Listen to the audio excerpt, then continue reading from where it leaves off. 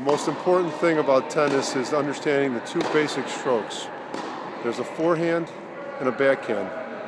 These are two of the basis and the premise of all of tennis. And then with slight gradations by changing the gripping of the racket, you can turn it into a topspin or a flat serve or a flat return.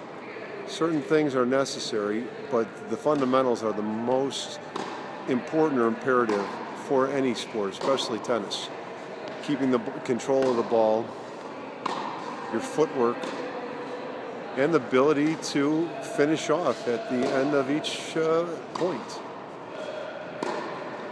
Most importantly, you must stay behind the ball, to the side of the ball, but your weight over your body. So your feet have to actually get to the shift to the side of the ball and proceed from there.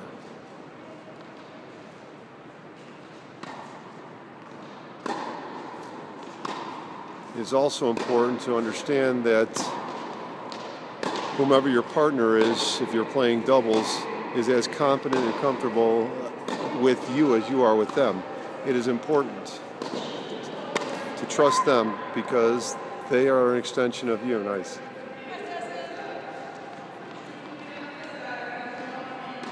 As you can see, every individual does make mistakes by driving into the net, but the hope is that you make less mistakes, and the capabilities, far outweigh the deficiencies.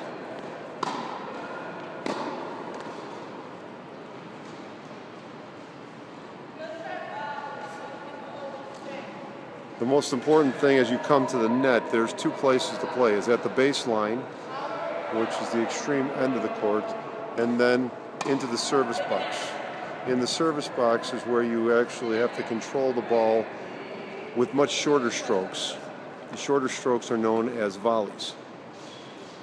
Either a slice or a straight flat volley. Again, most importantly, it's to get to the level of the ball, bending your knees, getting around the ball to either your backhand or your forehand.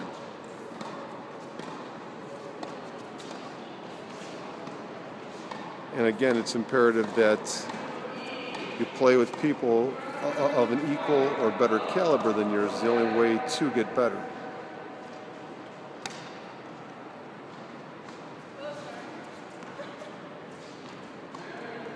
There's volleys, and then there's also something known as an overhead. It's the higher up when the shots are farther over, ergo the name, over your head, you would actually come down with more of a swinging motion, almost like a service.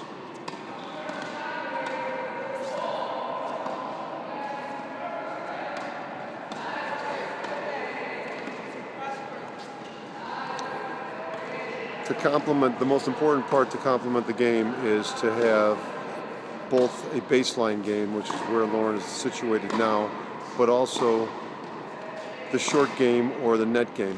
By controlling that, you can actually finish off the points, because more times than not, it'll be finished at the net.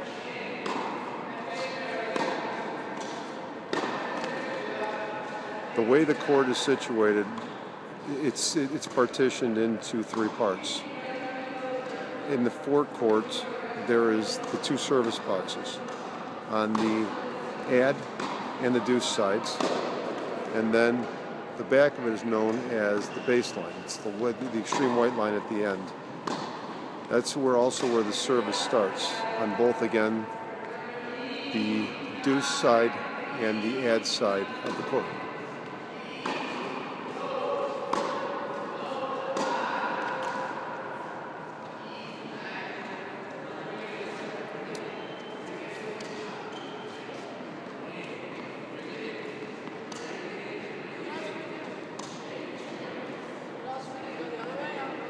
It is important that they keep playing and stop talking, because this is a video.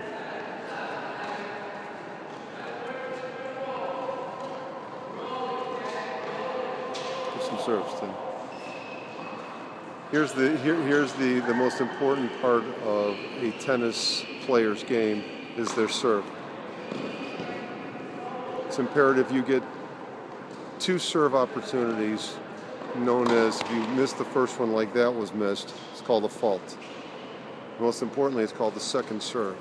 It's more of a safety serve in hopes that you can get it in and still play out the point.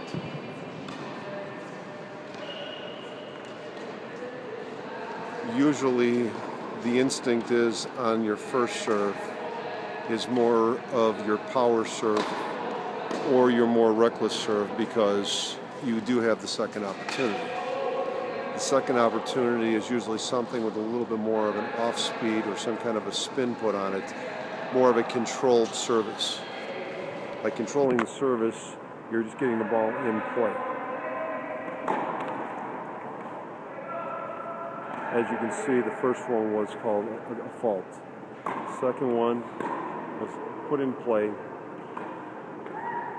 so that there is the opportunity to actually win the point. The scoring in tennis is a little arcane, but it's still understandable if you play it enough. It is 15, 30, 40 game. So by winning 4 points, you are allowed the opportunity to win that game. And there's also known as a set. A set is winning 6 games out of however many are played. You must win at least 6 games. And then in what's called a tiebreaker, which is a situation where the opponents have either evenly split on either 2 games or 4 games, depending on the set configuration or the structure of the tournament, it would be called a tiebreaker. And tiebreakers are actually playing out points. In that situation, each participant has 2 opportunities to serve out balls in hopes of winning those service points. The first one to either 7 or 10. Without winning by 2 is known as deuce, is the winner ultimately of that match. There are many situations where it does go to extended periods because people are evenly matched. As you just saw, those are called overhead slams. It is usually worked closer to the net, and somebody tries to do what's called a lob. Lobs are shots that you intentionally throw up higher in hopes of getting them over the person, and by coming up on it and actually trying to overhead slam it, it's beneficial. Tennis is a difficult game. It is a lot of technique, but it is a fun game, and it is educational. It makes you think strategically how to function.